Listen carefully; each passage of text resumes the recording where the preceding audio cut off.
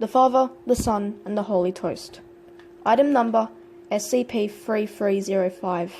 Object Class Euclid. Special Containment Procedures. MTF Gamma-84 Holy Toasters are to be permanently stationed at SCP-3305. All personnel attempting to gain access to SCP-3305 without prior approval are to be detained, administered Class A amnestics, and released. Should SCP-3305-1 manifest, it is to be detained by MTF Gamma-84 and transferred to Site-19, where it will be stored in a standard humanoid containment chamber. Protocol Judas is to be executed in the event of a containment breach meeting the required criteria. Open Protocol Judas. Protocol Judas was a method of containment proposed by Dr. Teller to successfully detain and terminate SCP-3305-1 while causing minimal physical and psychological damage to those under its effects. This is only to be considered in the event of a containment breach where SCP-3305-1 is summoned and has made contact with a civilian population. Phase 1. MTF Gamma-84 will bring a D-Class person with an ailment from now on referred to as the patient, to a building near SCP-3305-1. All smoke detectors inside the building will be disabled and the patient must be kept in a room which is not visible to the outside. Airplanes equipped with the suitable amounts of gaseous Class B amnestics shall be positioned near the civilian population. Phase 2. MTF Gamma-84 will request the assistance of SCP-3305-1 in healing the patient. It is imperative that no civilian personnel be allowed inside the building with SCP-3305-1. Given the nature of SCP-3305-1, if the request is made in earnest, it will comply. Phase 3. Once the patient has been cured by SCP-3305-1 and cleared the premises, MTF Gamma-84 shall incinerate SCP-3305-1. Phase 4. The airplanes shall disperse the Class B amnestics over the civilian population. Phase 5.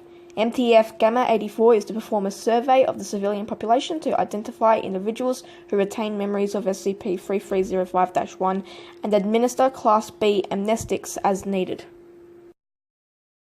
Description: SCP-3305 is a collection of 5 trees in the blank forest with slices of white bread stapled to them. All attempts to remove the bread from the trees have failed. If a particular ritual is performed at SCP-3305, see document SCP-3305-R, then a humanoid composed of bread will appear, SCP-3305-1. SCP-3305-1 will offer parts of itself to eat, and puncture itself to produce wine to drink.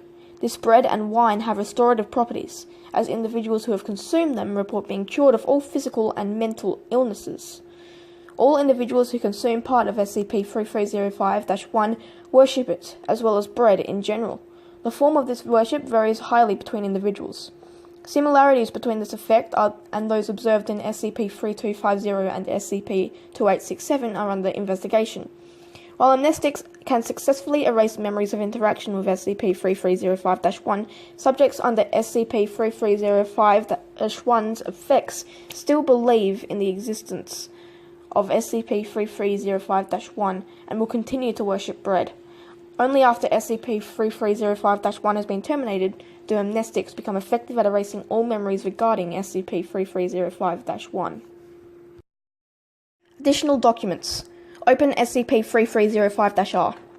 Materials needed: 50 loaves of white bread, 3.79 litres of red wine, a virgin, 18.14 kilograms of homemade dough, 14.4 cubic centimetres of flour, 3.79 litres of gasoline, matches, and a Bible. Lay the loaves between the stapled pieces of bread to form a pentagram. This will require all 50 loaves, assuming each loaf is approximately 30.48 centimetres long. Pour wine over all of the loaves of bread. Move the virgin into the centre of the pentagram. Cover the virgin with the dough, so none of the virgin's skin can be seen. Sprinkle the flour over the virgin and all loaves of bread. Douse the virgin in 3.03 litres of gasoline, and each piece of bread in 0.19 litres. Ignite all 5 pieces of bread. Ignite the virgin. From the Bible, read aloud verse Mark 14:22-24. After the dough rises, it takes the form of SCP-3305-1. It is unknown what happens to the virgin, as all testing indicates SCP-3305-1 is made entirely of bread and wine. Open Event SCP-3305-A. The following is the Foundation's current understanding of what occurred during Event SCP-3305-A. All information was gathered from SCP-3305-1, local authorities before being anesthetized, and Foundation personnel present. Day 1. An unknown group performs the ritual described in document SCP-3305-R. SCP-3305-1 manifests and is led to an abandoned church near the small town blank. He is hidden for the rest of the day. Day 2. During the morning mass, wine and bread from SCP-3305-1 are served to attendees. 80% of blank was present and consumed part of SCP-3305-1 at the end of the sermon. When SCP-3305-1 introduced itself, all civilians in attendance acknowledged SCP-3305-1 as the personification of a deity. A banquet was held using bread and wine from SCP-3305-1. Day 3. SCP-3305-1 visits the rest of blank. Those who appear to be afraid of SCP-3305-1 are reprimanded against the anomaly's will. SCP-3305-1 feeds one civilian afflicted with Alzheimer's disease a portion of itself. The civilian claims a miracle has occurred and can now remember his past clearly. Days 4 to 7. Those who refuse to consume part of SCP-3305-1 are discriminated against by approximately 40% of those under the effects of SCP-3305-1. These individuals are often refused service and are called gluten-free. SCP-3305-1 is unaware of the abusive treatment. Each night, SCP-3305-1 offers pieces of himself for consumption. It is estimated that 90% of the town have consumed a portion of SCP-3305-1 by Day 7. Day 8. Joseph Westing, the inventor of the gluten-free slur, announces the creation of the Westing Church of Wonder Bread. Its tenets are similar to those advocated by SCP-3305-1. However, they believe that white bread is a superior bread. 40% of blank joins the Westing Church of Wonder Bread. Day 9 to 11. Members of the Westing Church of Wonder Bread become increasingly hostile toward gluten-free civilians. On Day 11, the Patrickson family is forced out of blank. The accounts of the Patrickson family are the first reports the Foundation has received regarding SCP-3305. MTF Gamma-84 is sent to investigate. Day 12. Members of the Westing Church of Wonder Bread attack a bakery. 2 civilians are stabbed to death with sharpened stale baguettes, and 4 are beaten with the same weapons. SCP-3305-1 publicly denounces the Westing Church of Wonder Bread. MTF Gamma-84 arrives at blank. MTF Gamma-84 detains SCP-3305-1 and requests transport for SCP-3305-1 to Site-19. Day 13. While attempting to administer amnestics to the residents of blank, the Westing Church of Wonder Bread riot. 4 Foundation employees and 20 civilians are injured. After the altercation, Class B amnestics are successfully administered to the rest of the population. SCP-3305-1 is interviewed by Site-19 personnel. See SCP-3305 interview log for the full transcript. Day 14. Residents of blank return to worshipping bread, referencing SCP-3305-1. The individuals responsible for the Westing Church of Wonder Bread create another organization called the King's Hawaiian Congregation. When asked about this, SCP-3305 replied, "They can still feel my presence, so they still know. Although, what more is faith than a feeling?" Dr. Teller requests the termination of SCP-3305-1. Day 15. Site Director Rogers approves Dr. Teller's termination request. SCP-3305-1 does not resist personnel during the process. SCP-3305-1 is terminated via incineration. Day 16. Aviation Division of MTF Gamma-84 administers a gaseous amnestic to the residents of blank via an airdrop. The rest of MTF Gamma-84 surveys the town and administers amnestics to those who did not encounter the gaseous amnestic.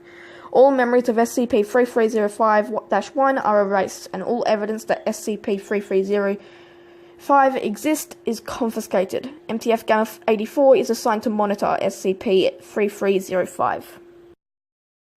Open SCP-3305 interview log. Start log. Dr. Teller. Hello, I'm sure you've been told that you've been brought here for questioning. SCP-3305-1. I have.